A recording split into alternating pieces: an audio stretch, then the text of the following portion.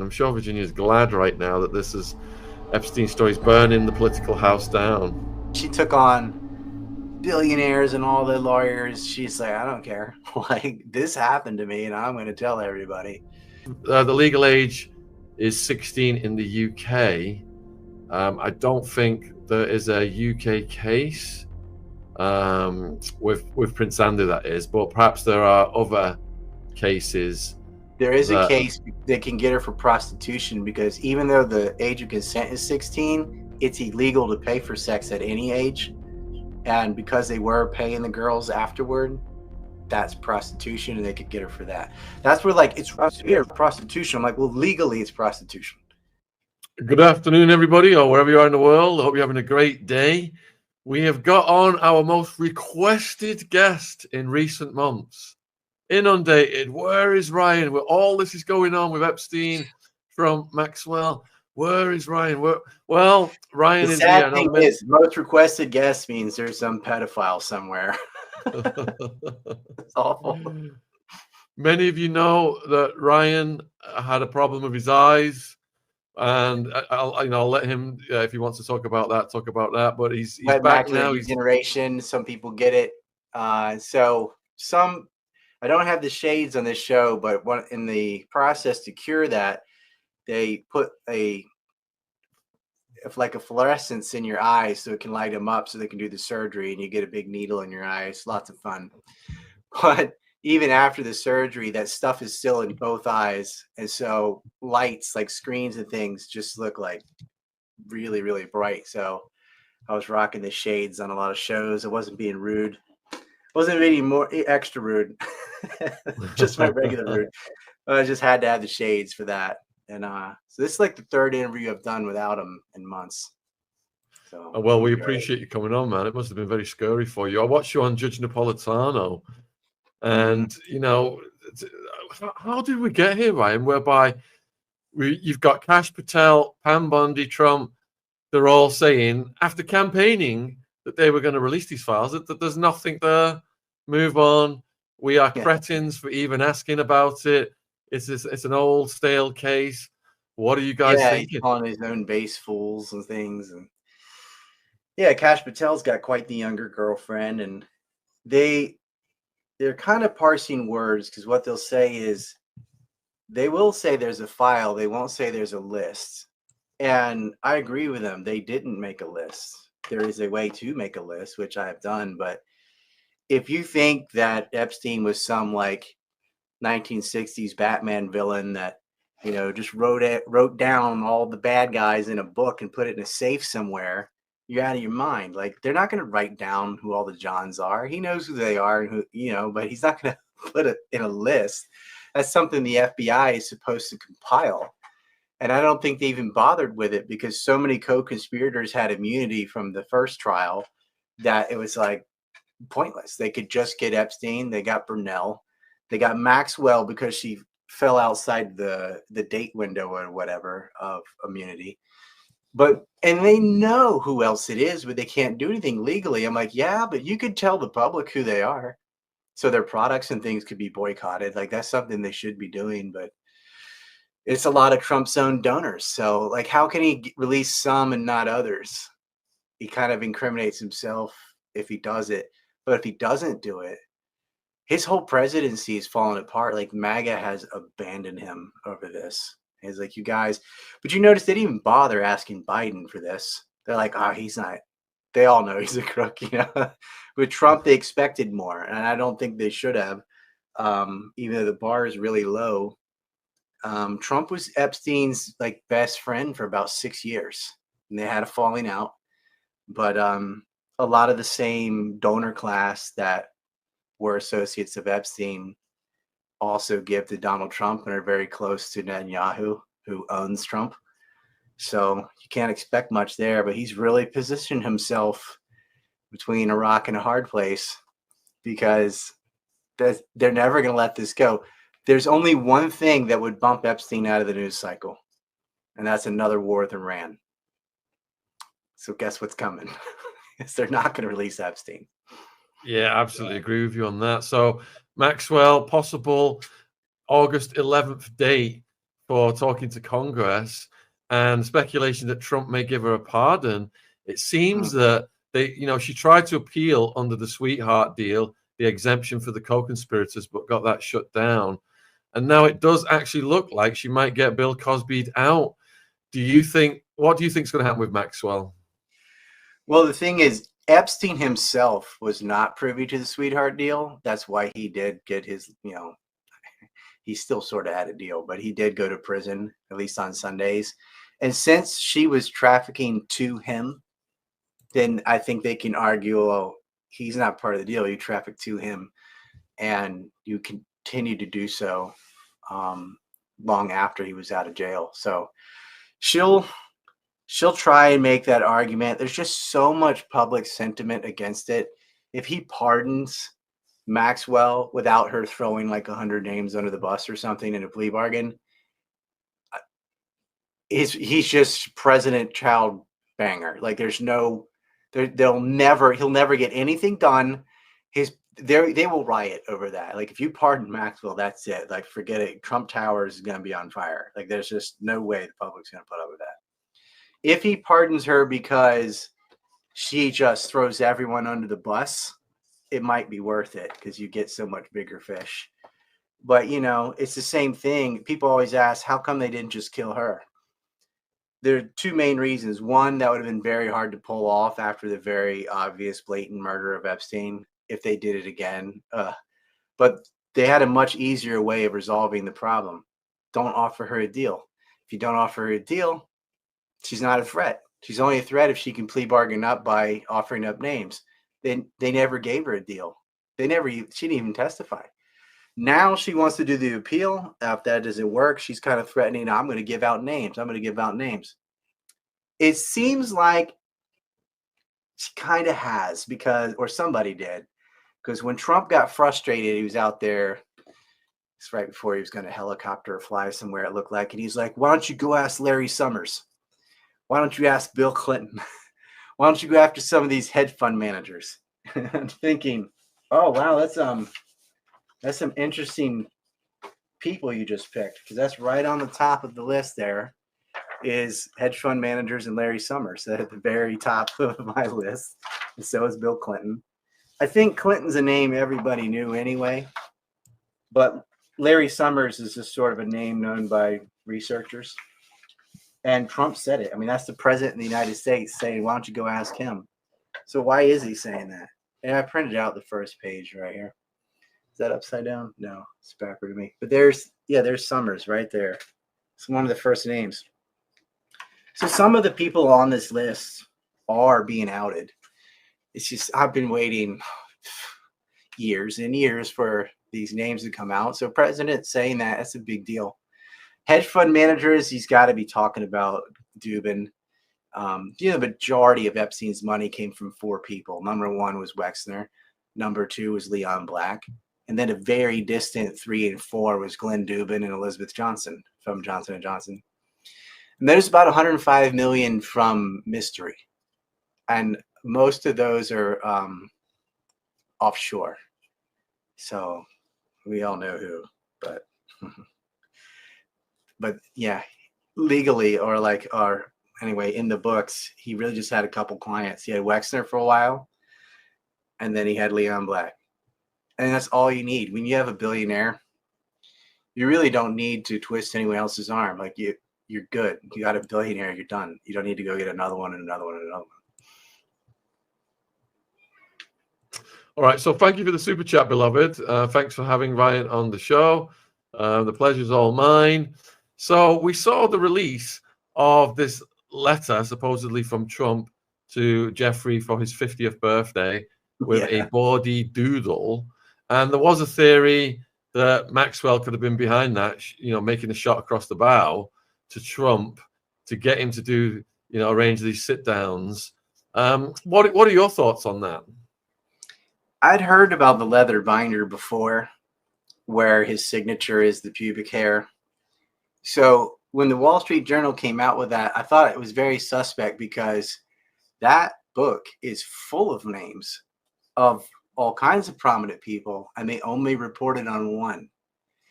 it is impossible to have that and to know about Trump's alleged birthday message and picture of a nude girl or whatever, and not know the other names. So this is completely motivated by politics, not by justice. They didn't give you any other names in that book, and they have to have them. You cannot see one page without seeing the others. So I had heard about it. I don't think it's forged or anything. He did do it. Whatever, he's guilty. He's going to say, nah, of course he's going to say that. But I'd heard that before. But you should see all the other names in that book. This isn't like a birthday card. It was a leather bound, like, it's a book about that big. And it's got thank you notes and things from all kinds of people. It's really damning because it's like, what are you doing for his 50th birthday? And it's all perverted stuff because they all knew what he did and they all knew what he was about. That's why you see these lewd messages and pictures of naked women and things. What did you make of the reference to Enigma? I don't know. It's cryptic stuff. You can take that many ways. I don't try to speculate on symbolism too much. I just do the concrete things. It's some inside thing for sure, but guessing at it isn't going to help until I have good intel on that, and then I can say what it is. But I'm not going to guess at it. So Ryan, so many people had high hopes for Trump ending wars, releasing Epstein files, and now now we're seeing that the opposite has happened. Is the opposite happened because he had good intentions and the deep state override everything, or was he compromised from the beginning, or are they all just compromised? They're all just puppets, and there's an invisible hand controlling all of these actors, regurgitating all these lies to the public. Yeah, it's he didn't start any new wars. He claimed, like the Biden regime started Ukraine, and he could end that, but he can't. Like he won't do what you'd have to do that, and he'd alienate his European allies because they're all hell bent. They're sending troops there to Ukraine, and he did start a new war and then ended it with Yemen, but it wasn't because he became a peacenik. It was because it wasn't going well. The U.S. Navy isn't designed to hit the Mosquito fleet, if you know what I mean. Like they can take out other large ships and things, but a way to beat not a carrier, but some of these attack ships is just to have a lot of small ships. So you can completely overkill on a few of them, and then you're out of torpedoes, and they're still there to harass you and take out merchant marine ships and things like that. So he ended it with the Houthi. And he did so without conditions. Like they still hit Ben Gurion Airport the day after he had a truce with them. He did bomb Iran. That isn't definitely an act of war. Even though he said, I'm coming, whatever, you can't just violate someone's airspace and drop bombs in their facilities.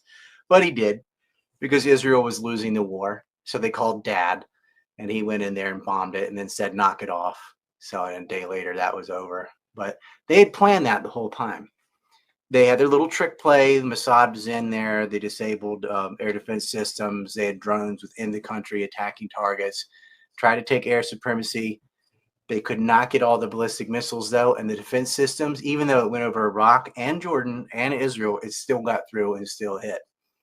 And they did whatever Israel did. If Israel hit a hospital, they hit a hospital. If Israel hit residents, they hit residents. Tit for tat. And boy, the Israelis are not used to that. They're used to hitting basically completely harmless targets in Gaza and the West Bank that don't have any air defense systems, don't have an air force, don't have a navy, don't have anything. They're starving to death, and they just blow them up where they sleep. If they run to a refugee tent, they set that on fire too. Iran get hit back, and they were not used to that at all. So they ran to Daddy Trump and said, make it stop. And he did. He gave them an off-ramp. He's like, all right, we took out their nuclear facility, which was never really the real reason for the war, but that was the given public pretext. So he said, okay, that threat's removed so we can end this, right? Knock it off. But Israel's already rearming. The reservists come back in September, and they'll be ready for round 2. And they are arrogant enough to do it. And I wish I could say otherwise. I wish there wouldn't be a war, but on one side, and the other side's like, yeah, do it. Because the only way I see this ending is Israel loses a war. They don't have any rationale. They don't have any empathy. They don't care about anybody. Physically losing a fight's the only way things are going to change. So, well, how could they lose? If, how could they lose if they got the full backing of America's military might? Well, they're not going to get invaded like the U.S. invaded Iraq, but the way they lose is people, almost everyone in Israel is from somewhere else, and they don't feel safe there. And when their homes and things and their ports are getting tagged, yeah, you can't even cripple them economically because America will just give them endless billions of dollars. So even if nothing works, they're such a parasite. They'll live off America forever. But they can't keep the diaspora in Israel. They can cancel flights and stuff temporarily, but the moment they can get out, they are. Like Cyprus is now an Israeli colony. So many Israelis went to Cyprus, to Greece, to Thailand, or they went home. And by home, that means Europe, the United States, and Canada, because that's where most Israelis are from. And they'll empty that place. And they also, they've run out of interceptors, and they don't have the means to produce them. This isn't the missiles themselves. They're getting low on that. I'm talking about the intercepting hardware itself, the Patriot systems, Aegis offshore. THAAD is useless. It's too expensive. But David Sling, Arrow 2 and 3, those systems, like Iran hit anti-ballistic missile defense systems with ballistic missiles. And you can't just build those in a day. And then the missiles themselves are low because they would panic and they'd fire like 20 at one. Maybe they got it, maybe they didn't, but they just wasted, overkill on defense because they think they're endless. And the hilarious thing, and a twisted sense of humor, is a lot of that air defense system ended up in Ukraine, and they've used them up there too. And once you run out, they can basically hit you at will because Iran is not running out of offensive weapons. They've got plenty of ballistic missiles, drones. They took out oil fields in Iraq earlier this month. There's going to be conflict with Azerbaijan. Things are heating up everywhere. Even Cambodia discovered rare earth metals, and suddenly Thailand is attacking them with fighter jets. Now they leave the rare earth metals out and say it's about territory around this temple. It isn't. It's rare earth metals for sure. So are you saying that the ceasefire with Iran, Israel is just a reload for Israel?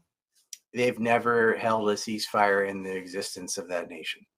So they will break it. Do you have an estimate on when it could be broken? Is it months away or?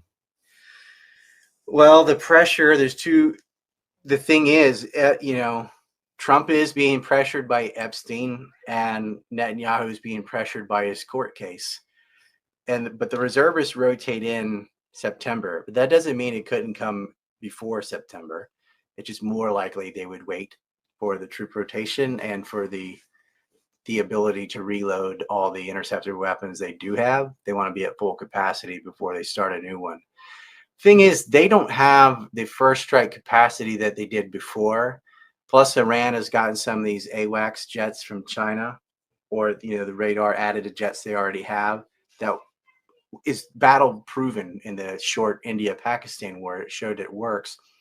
So they're not going to be able to get air supremacy so easily. They won't have the on the ground Mossad moles.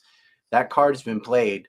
They've burned through their cards. They don't have another trick play. All they have is their backup is send America. But Trump's kind of burned the whole, they're about to get a nuclear weapon thing because he said he obliterated it. So what's the excuse going to be? They really don't have anything left that could get the American public to support a war in Iran other than a false flag. But that's also not out of their range. It's just, who's going to believe it? Oh, they could say that even though they did put those holes in the desert, claiming it was the greatest military campaign since Julius Caesar, they could say that the knowledge, Iran still has the knowledge, so we have to change the regime to change the knowledge. Or the missing uranium. Yeah, it's on mobile trucks, just like Iraq. Yeah, right? Yeah, sure. Look, we have a cartoon of it. We'll bring it to the UN like Colin Powell did. Thank you for all the super super chat questions that have come in. I will be presenting them to Ryan, and we've got Cryptic Chronicles. Can you ask how an ex-Australian Prime Minister, Paul Keating's daughter, is connected to Epstein? Catherine Keating was videoed leaving Epstein's New York City apartment with Prince Andrew seen inside. I remember that video. Yeah, I mean, he targeted men and women for sure. One thing Epstein would do, and I don't know if this is in her particular case, but is a way he could get someone on his payroll would be like what he did in the Virgin Islands with Cecile DeYoung. He would pay the first lady. He paid her $200,000 salary a year. Now, he didn't pay the governor. He paid his wife. And so you could pay someone's kid or pay some relative of theirs. And then, oh, I didn't give this politician any money. I didn't give this person any shares in this and that or some, form of payment. It was, but, it clearly is when you pay someone's wife or kid, it's a payment to them. Now, if you just because you're in the New York apartment with Andrew, Prince Andrew has a foot fetish, so he would go a lot for that. And I want to make it clear to people who think, well, Epstein had all cameras in every room, and so he would have them blackmailed because they'd be banging kids in the third bedroom or whatever. That he did have cameras everywhere because he's a pervert, but that's not how he was blackmailing them. If you think it through, I've said this on your show before, but you cannot use blackmail that's filmed on your own property. If you have a video of Prince Andrew and some chick in your bedroom in New York, the first thing the police are going to ask is, where did this take place? Why are they in your house? Why do you even know these girls at all? Like, you've incriminated yourself if you use a tape that's done on your property. If you go through Mickey Cohen's rules of blackmail, and he was an old school blackmailer, number one is not on your own property. You always go neutral territory, hotels, things like that, which is what they did if you listen to the victims. Epstein and Maxwell would R-word people on the property, but when the perverts came over, they would go to other areas. And number two is never film yourself with the honeys in the honey trap. Never take pictures with the girls, never film them. They broke all three rules when they took a Polaroid of Prince Andrew and Maxwell in Maxwell's house with Virginia Roberts or Virginia Giuffre.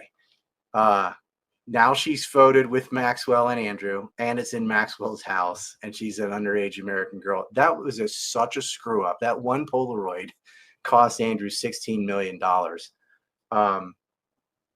But there are people that would be invited that would possibly had no idea what goes on. They're trying to bait them. Sometimes he'd have dinners there and things with people. Not all of them knew what a pervert he was.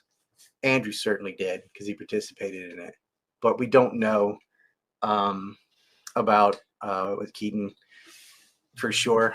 But I think there's a high probability given all the decor and stuff in this house that you'd have to be not want to know, at least in New York. So a lot of them just look the other way. I mean, you think about it. They had an airline, well, not an airline, but a plane called Lolita Express. That's the nickname. That's the nickname other people gave the plane. Daryl Cooper pointed this out with Tucker.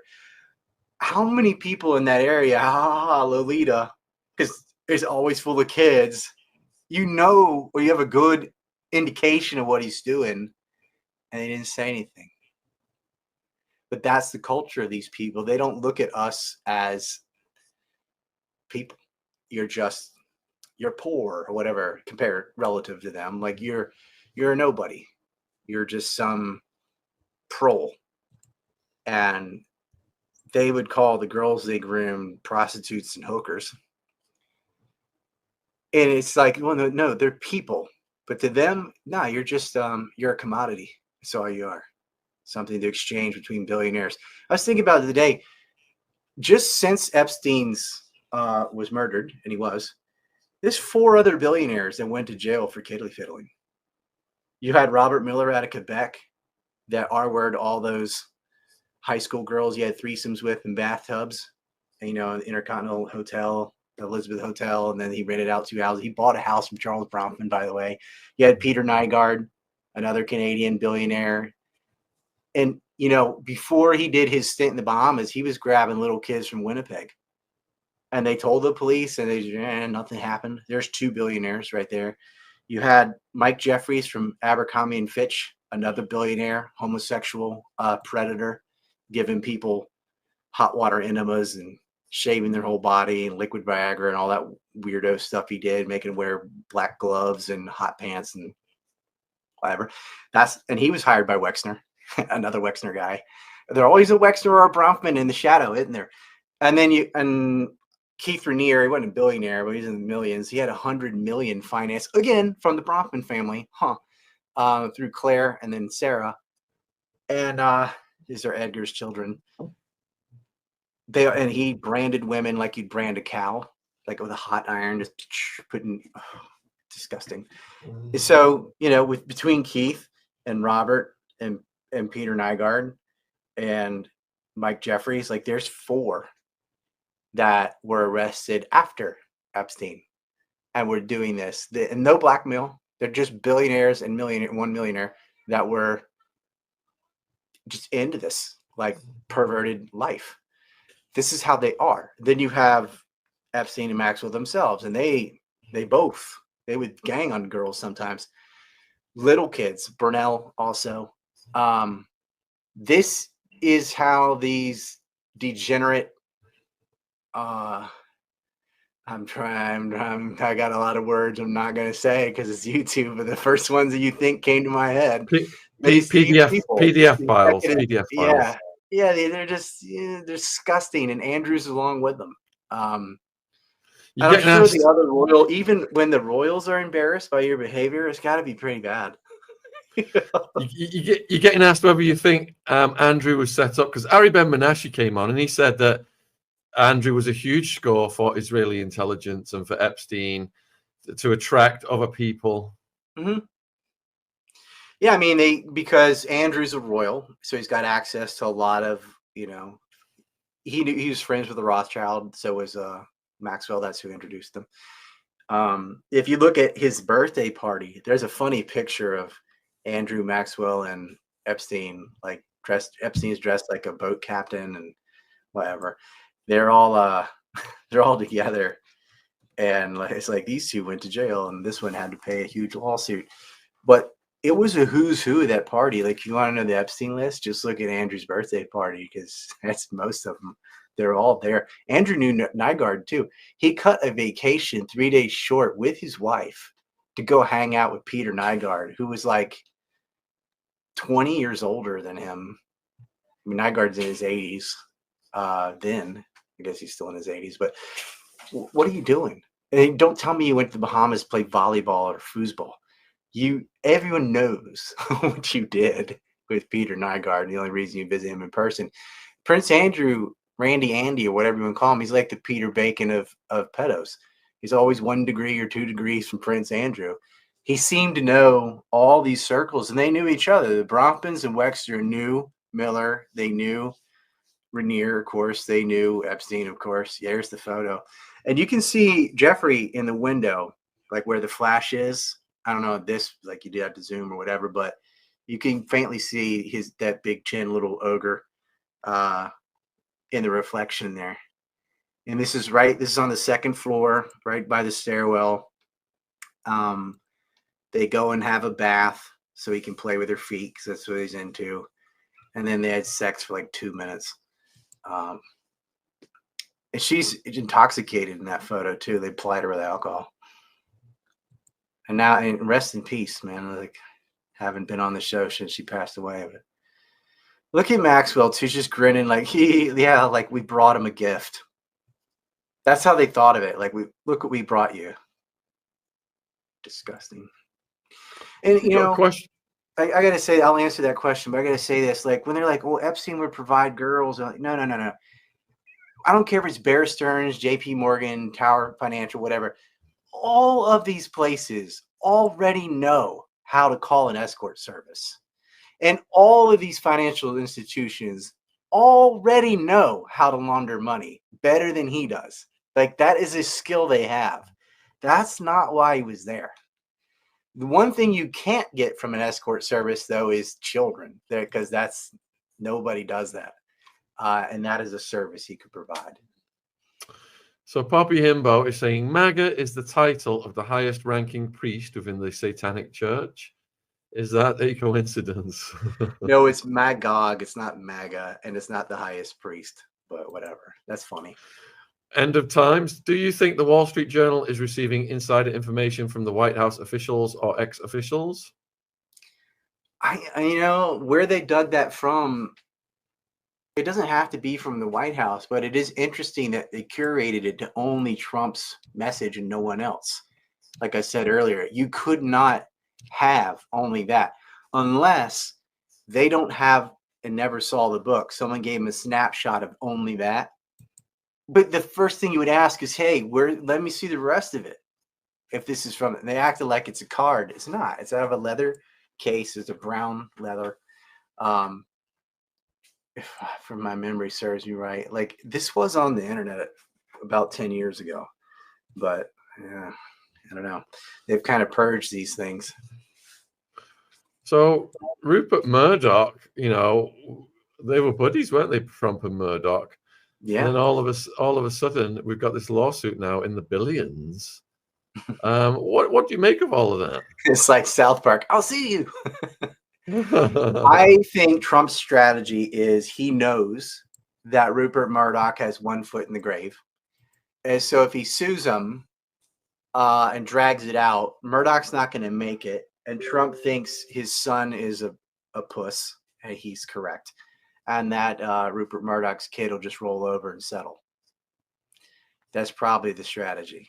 It's like, it's hilarious because Rupert Murdoch helped at low times finance people like Boris Berezovsky and some of the oligarchs that traveled in Trump's circles. But he doesn't care. Like, he's president and he just sees him like, Trump is such a bully. He just sees like, Murdoch, you're weak, you're old. He won't make the pressure of a lawsuit. He's barely on earth. And I think he thinks that the son will capitulate. That would be my guess. Because they're not making this up. So yeah, they'll sue him. Question from End of Times. FBI Special Agent Kelly McGuire testified in 2019 that during the raid of Epstein's residence, the FBI agents found a safe with CDs, computer hard drives, money, jewelry, and passports. How are they all missing? How are they all missing now? Well, they're not missing. They have those. So what was odd though is when you're talking about it was DVRs, but they look like a disc, whatever. But there was only a small window in the 90s and all when those were used. There were CDs and DVR, and then almost immediately it would go straight digital to thumb drives and things, which shows you how long this has been going on. And in a close-up of the box, you can see AV, and then it says Selena. And a lot of people think, and I think Kirby Summers was in agreement with me on this, said, well, AV is adult video, and that could be Dubin's child. She would have been 16 or 15 at the time, who Epstein was the godfather for and dated her mother. That's who was in the house with Bill Gates when he wrote the dumb email saying they stayed long in the night. Some very attractive young women, girl. I get what are you talking about, the mom or whatever. He's such a nerd. But you can see that label AV. And so there's a stack of those. That box went missing for a day. And then I think they had Darren Endike. It might have been Cross, one of his lawyers. Oh, yeah, we have that, and brought it back. But did they swap anything out? No, I mean, they had it in possession all day. And who knows whether they're honest or not. I'm going to go with not. So whatever's in there now is not what was in there originally. And I think there was like $70,000 cash. There was a bunch of diamonds. There was 2 canceled passports and an Austrian passport with a Saudi Arabian address and Epstein's photo, which is a little odd. He would use those so he could travel around the Middle East. And it wasn't for his protection. It's because he also traveled to Israel. And if you travel to Israel and you have that stamp in your book, they won't let you in. So he had to have more than one passport. And he did. He had many. But that one was odd. And that was in his safe, like his little keepsake. He's like, oh, someone gave it to me. Like, oh, come on. Oh, Bernie gave it to me. Dude, you worked for intelligence. You did. That's why you have all these passports. You were moving things around and you needed to meet people in the Middle East. And we know he did. He met Khashoggi, for example, who's another pervert that used human toilets. And Trump bought his boat. What a coincidence. By boat, I mean yacht. No, this isn't audio and video. This is like adult video. It's AV and girl's name, AV girl's name on the CDs. You're getting asked if this blowing up in the news again, as it has, is a threat to the Clintons right now. Are they sweating more than Prince Andrew? I don't think Bill cares. He survived. I mean, from the time he was governor through president, he was being accused of R-wording women, from Jennifer Flowers to Monica Lewinsky. Now, Monica Lewinsky wasn't an R-word, but the 20-year-old intern he had an affair with, who just happened to save a cum-stained blue dress. Sure. They had his phones tapped. Clinton had this ridiculous backup plan of like, the second to last time he met with Lewinsky, he said, we'll tell them that we knew the phone was tapped and we were just putting on a show for fun, immature, but we weren't really doing anything. That was his plan. Some diehard supporters they believe whatever he said.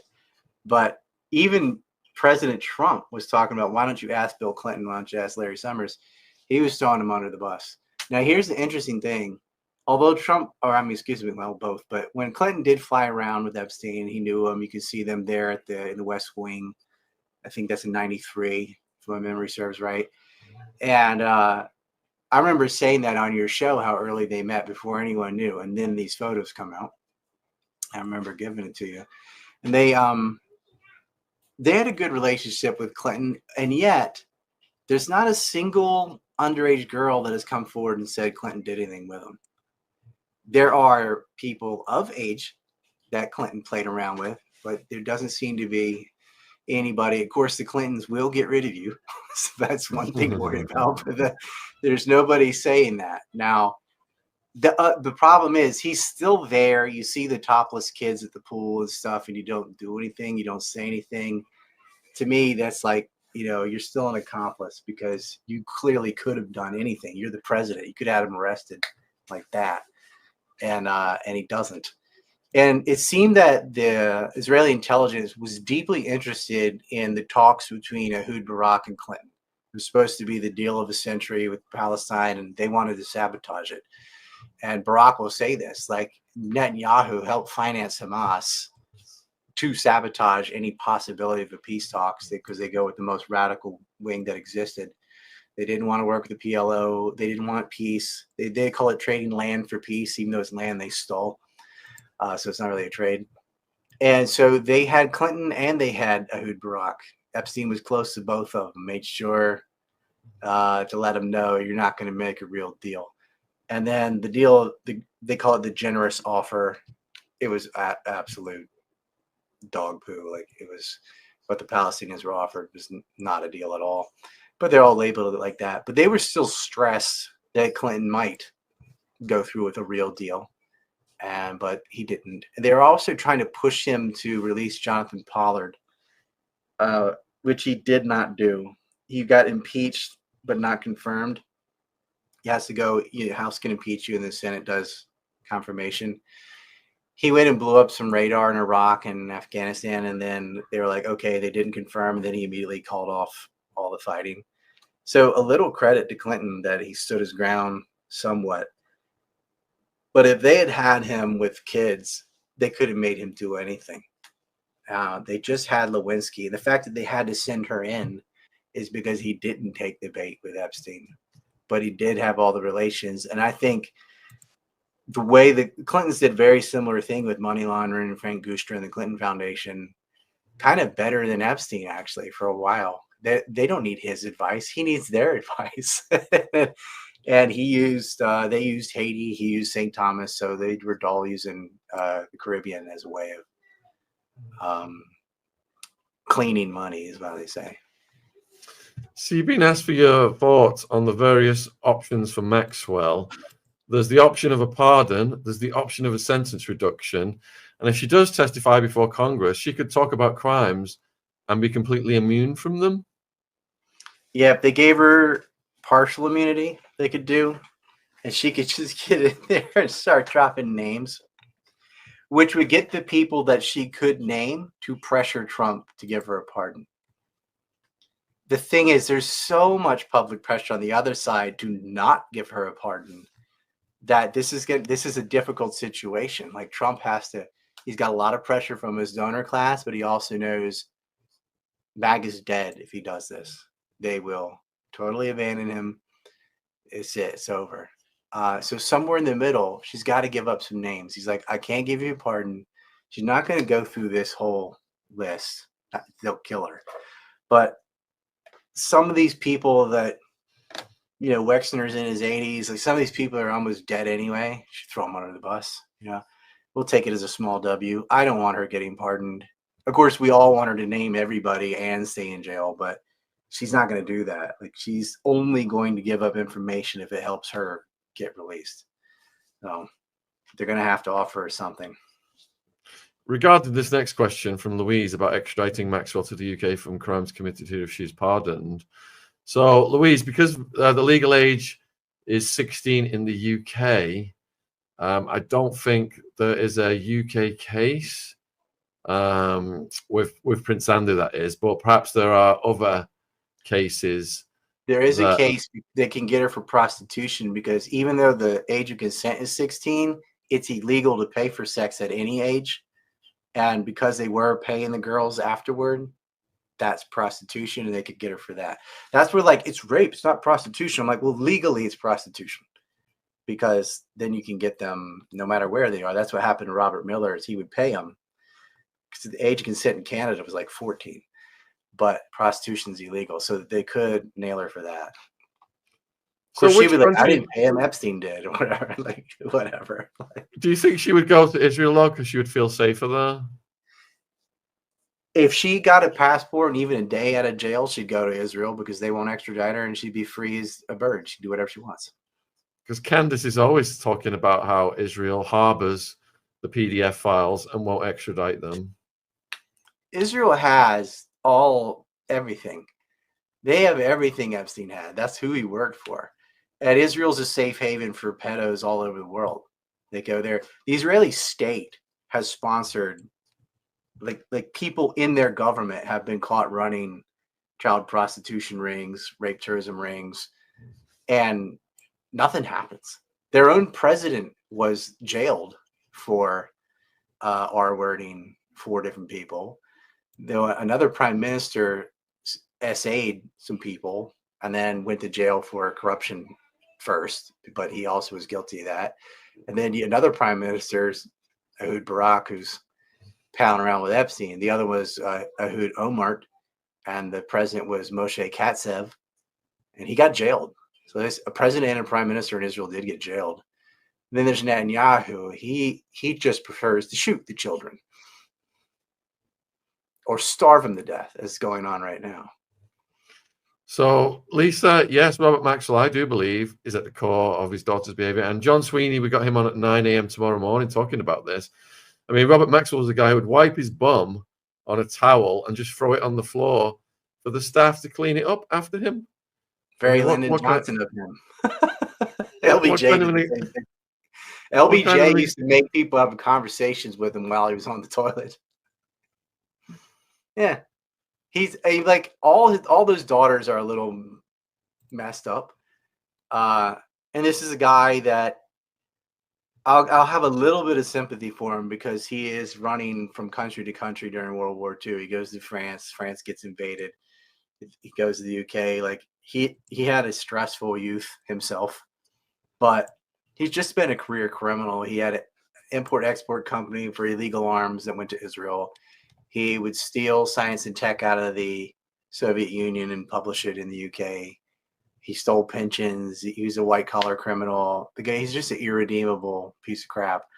And then, he birthed a bunch of criminals.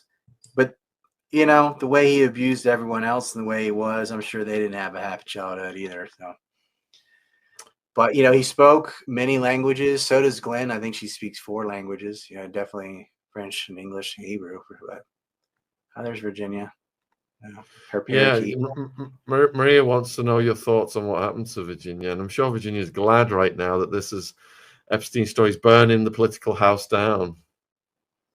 She's a large reason that this ball got rolling, and she did that. She took on billionaires and all the lawyers. She's like, I don't care. Like, this happened to me, and I'm going to tell everybody. Her story is kind of sad. So, obviously, with being serial raped since she was like 13 is bad enough. Then that was happening before she was passed on to Epstein. She finally escapes that. She, unfortunately, her marriage was falling apart. She wasn't allowed to see her own children. It really broke her when she couldn't see them over Easter. She feels like they're going to be adults soon, and her motherhood is over. Her marriage is over. She was destroyed inside because that marriage was how she coped with everything else, and she was self-medicating. Her own family said that, like, she was taking painkillers and other things. And an odd thing happened. She got in a car accident. She didn't cause it. A bus hit a car that she was a passenger in. And so they made her go to the hospital because if you get in a car accident, you get checked over. And in that checkup, they discovered your kidneys are failing. Like, you've got days to live.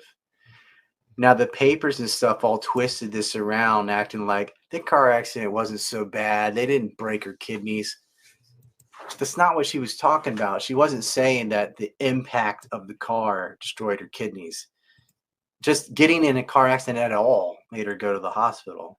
And then serendipitously, they discovered your kidneys are done. Like, they looked at her eyes and like, you're going to die soon. And she said so. I've got days to live, kidney failure. And it's like no one believed her because they were all like, the car accident wasn't bad. Like, it wasn't from the car accident. It was from years of self-medicating that her kidneys were going to fail.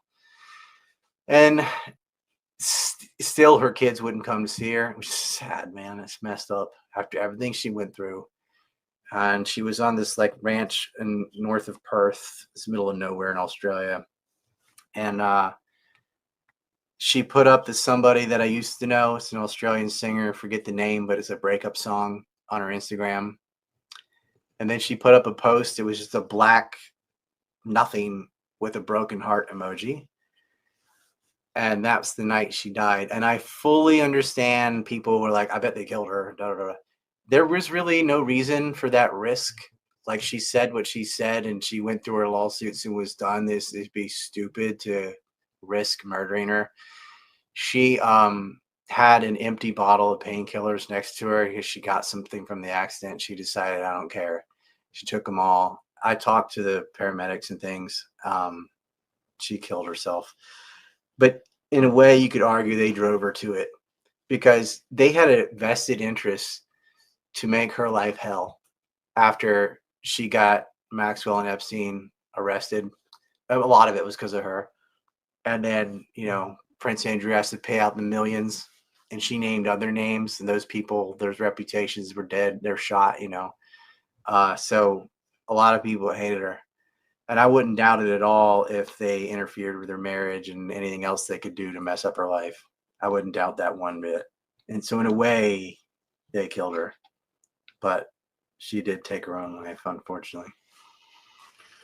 Next question is from Versace Boy. And what did Bongino mean when he said he's seen things that have shocked him to the core and he will never be the same? Probably some of the recordings Epstein did on his own properties of himself abusing kids. I mean, he took, I don't even know if I can say it. He used objects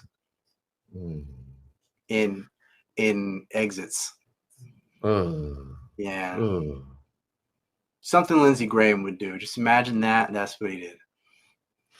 Who has the most power with the elites, Trump or the Clintons? Right now, Trump, because he's president. But in general, the Clintons. Yeah. When you say the elites, what do you mean? Like the globalists, the deep I hate state. that word because they're not superior. Elite means superior. You mean elitists. They think of themselves like that. There's nothing superior about printing money. Just any crook can do it.